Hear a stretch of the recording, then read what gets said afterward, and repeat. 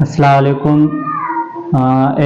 ایک بندہ ڈاکٹر نائک سے بات کرنا چاہتا ہے ایک صورت کے بارے میں، اس سے ایک سوال کرنا چاہتا ہے۔ ڈاکٹر نائک جو ہے اس کو سوال کا جواب دے دے گا، اور آپ اس ویڈیو کو دیکھیں تاکہ آپ لوگوں کو بھی اس سوال کا جواب مل سکتا ہے۔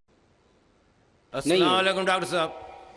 ڈاکٹر صاحب، میں ایک ریٹائرڈ آرمی آفیسر محمد ضیاء اللہ خان میرا نام ہے۔ میں آپ سے ایک کلیریفیکیشن چاہتا ہوں ریگارڈنگ سورہ والعصر ان الانسان لفی خسر۔ یہ عالم انسانیت کے لیے ایک بہت تشویشناک سورہ ہے اور کنڈیشنل سورہ ہے۔ اس میں ہر انسان کو بہت زیادہ تشویش ہونا چاہیے whether he is fulfilling all the 4 conditions in this surah or not۔ اس میں اس کی تفسیر میں ابھی آپ نے فرمایا وَتَوَاصَوْا بِالْحَقِّ کے لیے آپ نے فرمایا کہ غیر ایمان والوں میں ایمان کی دعوت۔ بے شک یہ سچ ہے کہ لا الہ الا اللہ سب سے بڑا حق ہے، لیکن میں یہاں آپ سے یہ کلیریفائی کرنا چاہتا ہوں کہ among all the Muslims اتنی زیادہ تعداد الحمدللہ مسلمانوں کی ہے، لیکن وہ عامل الصالحات سے دور ہیں، اللہ کے احکامات سے دور ہیں۔ اگر ان کو اللہ کے ان احکامات پہ عامل الصالحات کی دعوت دی جائے تو whether this fulfill the condition of وَتَوَاصَوْا بِالْحَقِّ or not۔ بھائی کا سوال ہے کہ جو سورہ العصر میں جو تیسری کنڈیشن ہے وَتَوَاصَوْا بِالْحَقِّ، اگر ہم مسلمانوں کے درمیان ان کو حق کی طرف بلاتے، ان کا مطلب ہے اصلاح۔ دعویٰ کے معنی ہے غیر مسلمانوں کو اسلام کی طرف دعوت دینا۔ دعوت کی معنی دونوں طریقے سے لیا جاتا ہے، غیر مسلم میں بھی بات کرنا، مسلم میں بھی بات کرنا۔ لیکن اگر ہم ایک اسپیسیفک خصوصاً لفظ استعمال کرنا چاہتے ہیں تو جب ہم غیر مسلمانوں سے بات کرتے اسے کہتے ہیں عربی میں دعوت، اور جب مسلمانوں سے اسلام کی بات کرتے ہیں اسے کہتے ہیں اصلاح۔ اصلاح معنی مرمت کرنا، اس کو سدھارنا۔ تو اصلاح بھی کئی علماء نے کہا کہ یہ وَتَوَاصَوْا بِالْحَقِّ میں آ جاتا ہے، لیکن اگر ہم سیف رہنا چاہتے ہیں تو میری نظر میں اصلاح اور دعویٰ دونوں ضروری ہے۔ میں کیا کر رہا ہوں آج کی تاریخ میں؟ اصلاح بھی کر رہا ہوں، دعویٰ بھی کر رہا ہوں۔ غیر مسلم میں تو دعویٰ کر رہا ہوں، اکثر مسلمان ہیں اصلاح کر رہا ہوں۔ کل صبح انشاءاللہ ایک خصوصاً نشست ہے غیر مسلمانوں کے لیے، وہاں زیادہ دعویٰ کروں گا میں۔ تو دونوں کرنا امپورٹنٹ ہے، ضروری ہے۔ اصلاح بھی، مسلمانوں کو حق کی طرف بلانا جو بھٹک گئے ہیں، جو نام کے مسلمان ہیں، اور غیر مسلم میں بھی۔ لیکن اگر آپ سیف رہنا چاہتے ہیں تو میرے حساب سے دونوں کرنا ضروری ہے، تو ایک دم سیف ہے۔ اور جنت میں جانے کے لیے ہمیں جو بھی کر سکے کرنا ضروری ہے، کیونکہ اللہ تعالیٰ فرماتے سورہ ملک میں، سورہ نمبر 67 آیت نمبر 2، الذی خلق الموت والحیات، اللہ سبحانہ و تعالیٰ نے زندگی اور موت دی تاکہ وہ جان سکے آپ لوگ میں سے کون اچھے اعمال کرتا ہے۔ تو یہ زندگی ہے، آخرت کے لیے امتحان ہے، تو اس امتحان میں ہمیں سفل ہونا بہت ضروری ہے۔ اسی لیے ہمیں کوشش کرنا چاہیے کہ جہاں تک ہو سکے اللہ اور اللہ کے رسول کے احکام کے اوپر عمل کریں۔ دوسرا سوال بھائیوں کی طرف سے دوسرے مائک سے۔ السلام علیکم، میرا نام شجاع الحسن ہے، میں کمپیوٹر لیکچر کی حیثیت سے ایک سرکاری کالج میں کام کرتا ہوں۔ جناب، آپ سے ملا ہوا وقت بہت قیمتی ہے اور بہت ناکافی ہے، لیکن پھر بھی میں 2 سوال کروں گا۔ آپ سے گزارش ہے کہ جو آپ نے نیم بتایا اس کے علاوہ جا کے ان دونوں سوالوں کا جواب دے دیں، مہربانی ہوگی۔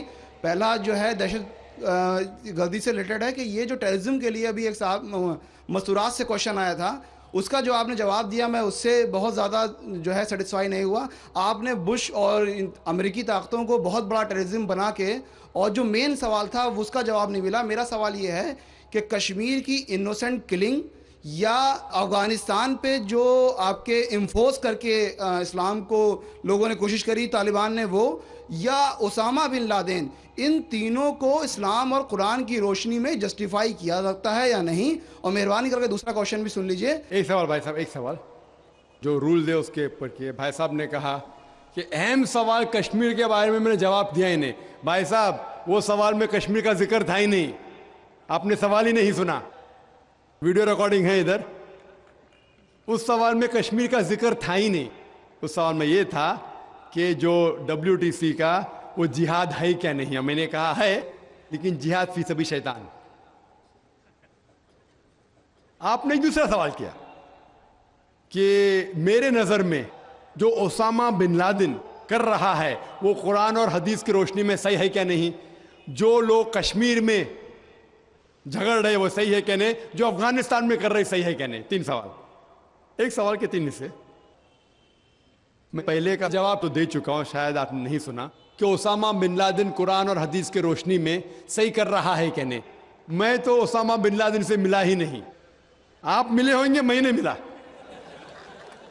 اللہ تعالیٰ فرماتے سورہ حجرات میں سورہ نمبر 49 آیت نمبر 6 میں، جب بھی کوئی آپ کو انفارمیشن، کوئی چیز معلوم پڑتی ہے، خصوصاً اگر فاسق کے ذریعے ہے، تو اس کی تحقیق کرو.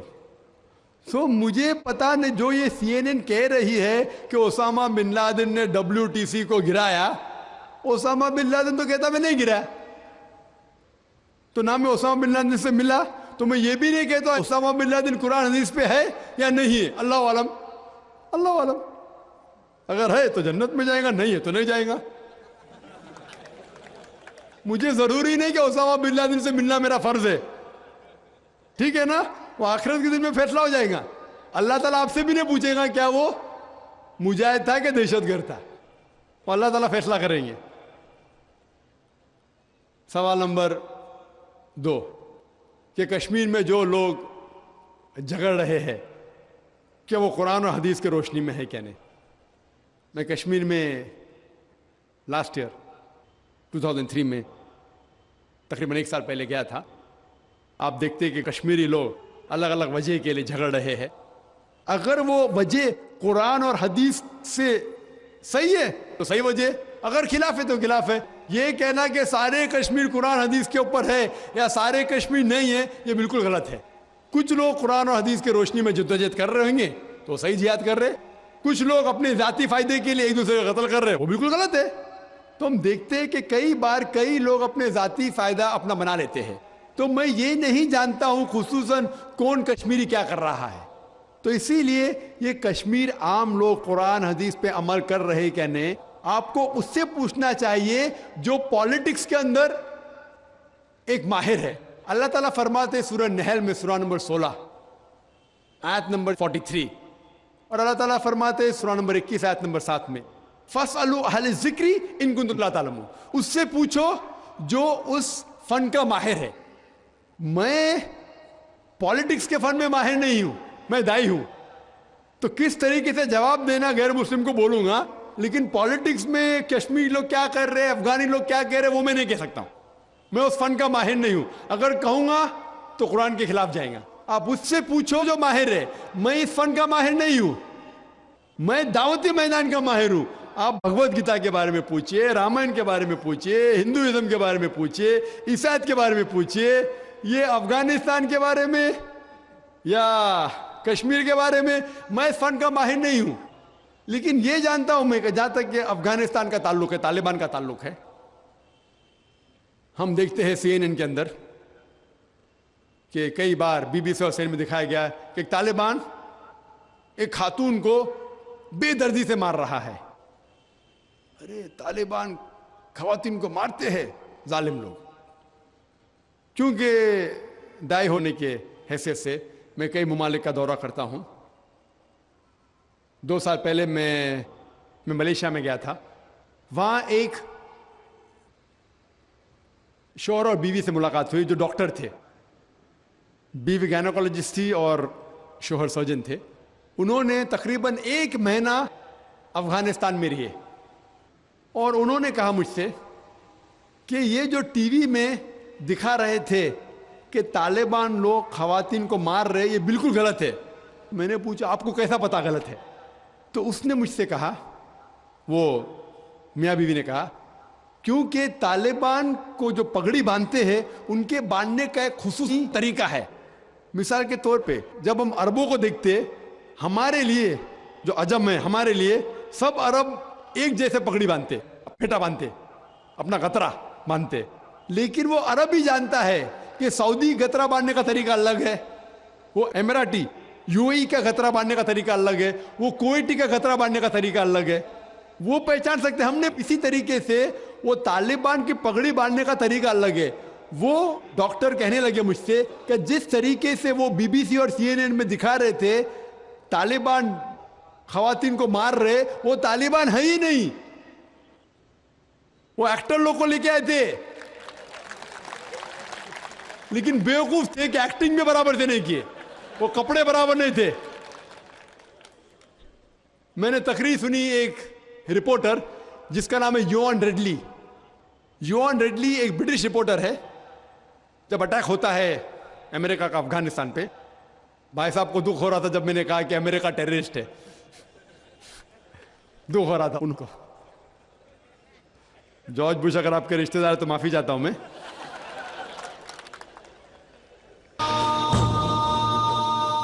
تو یوان ریڈلی جو تھی, یوان ریڈلی ایک رپورٹر ہے, برٹش رپورٹر, سفید ہے, وائٹ یورپین. اس کو بھیجتے ہیں افغانستان میں تحقیق کرنے کے لیے طالبان کے بارے میں. وہ سارے تحقیق کرتے اور پورے ٹائم وہ نقاب میں رہتی ہے, حجاب میں رہتی ہے.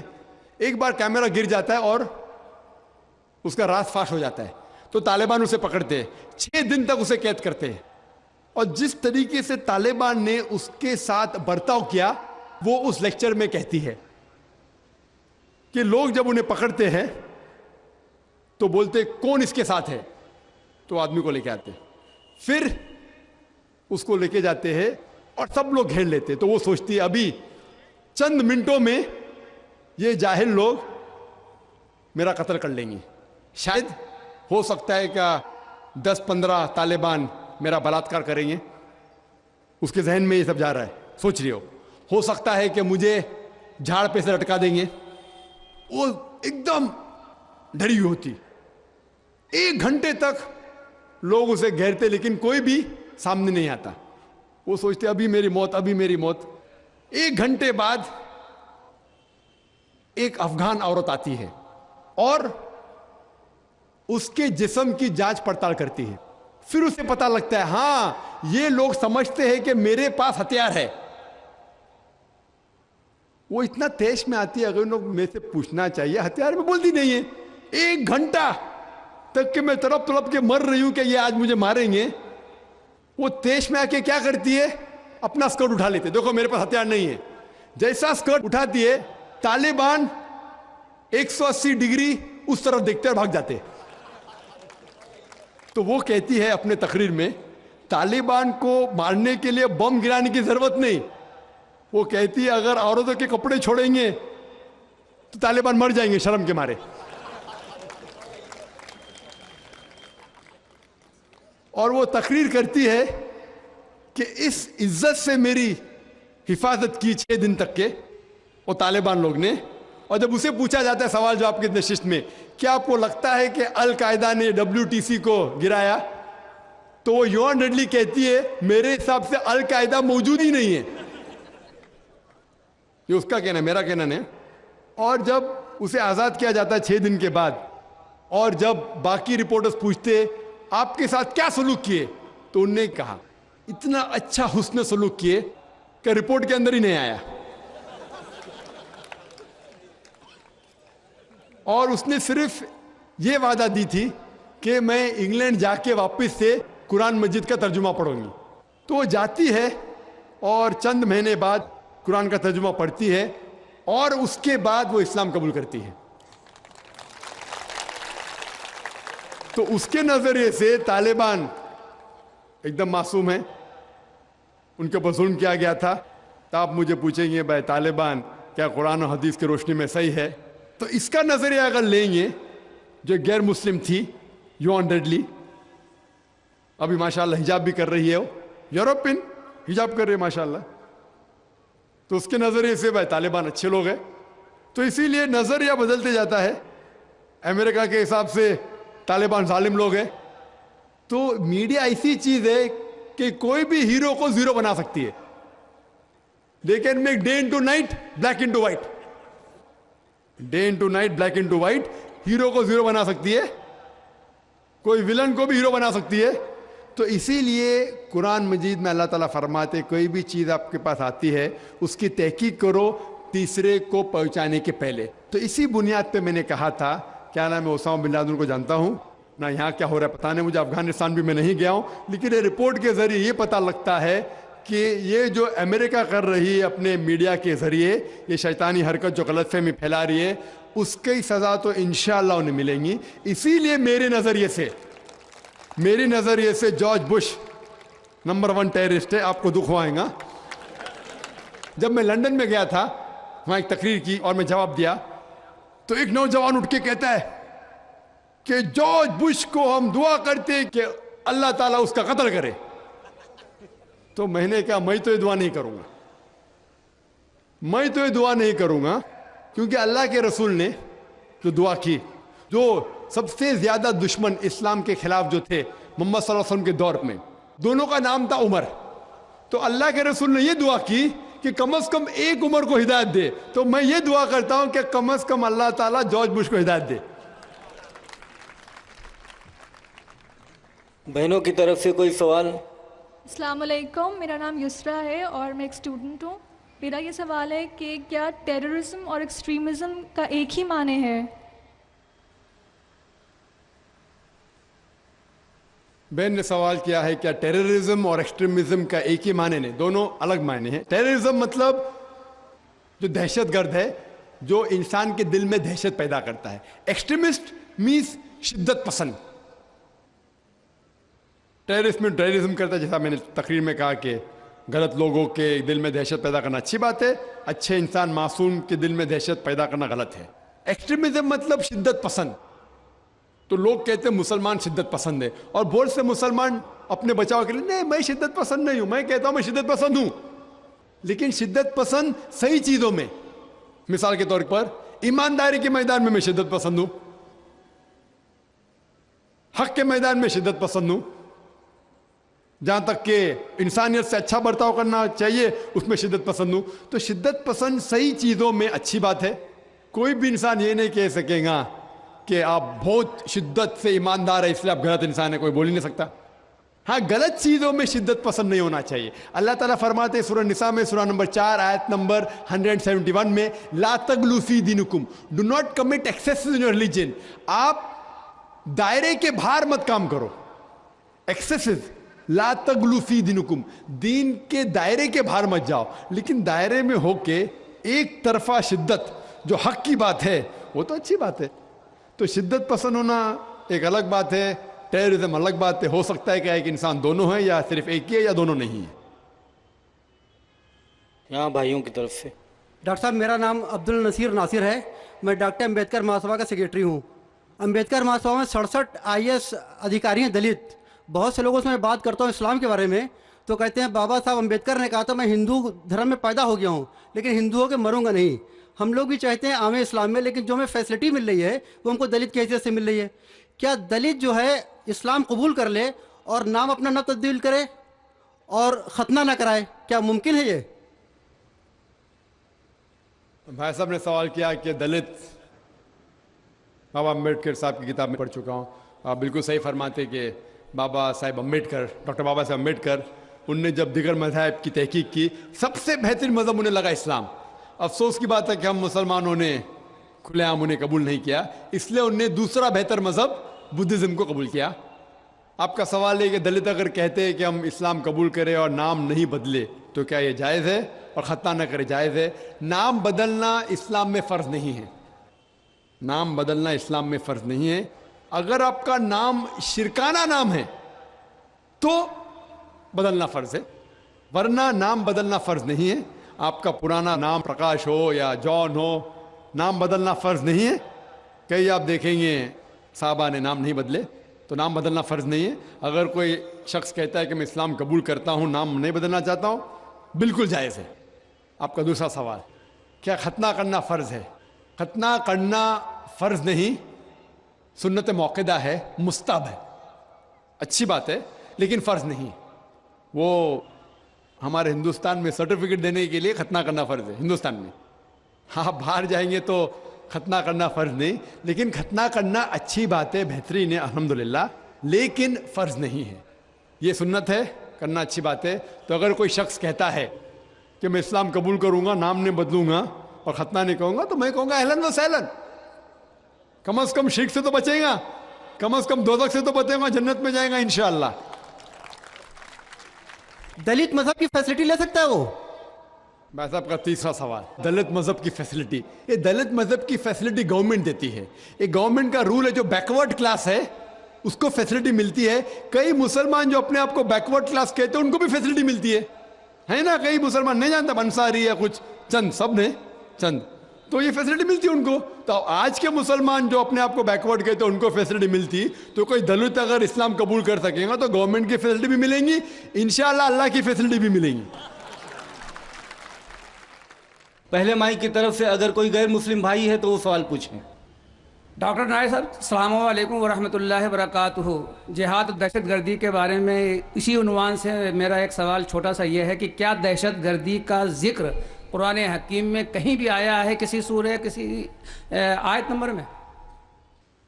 भाई साहब का सवाल है कि दहशत गर्दी का जिक्र कहीं कुरान मजीद में आया है, और मैं तकरीर में भी हवाला दिया उस आयत का कि जो लफ्ज़ इंग्लिश में कहते हैं टेररिस्ट, उर्दू में कहते हैं दहशत गर्द, और ये लफ्ज़ जो है ये कुरान मजीद में है, सूरह अनफाल में, सूरह नंबर 8 आयत नंबर 60 में कि अल्लाह ताला फरमाते हैं कि वो लोग जो हक के खिलाफ है उनके दिल में दहशत पैदा करो।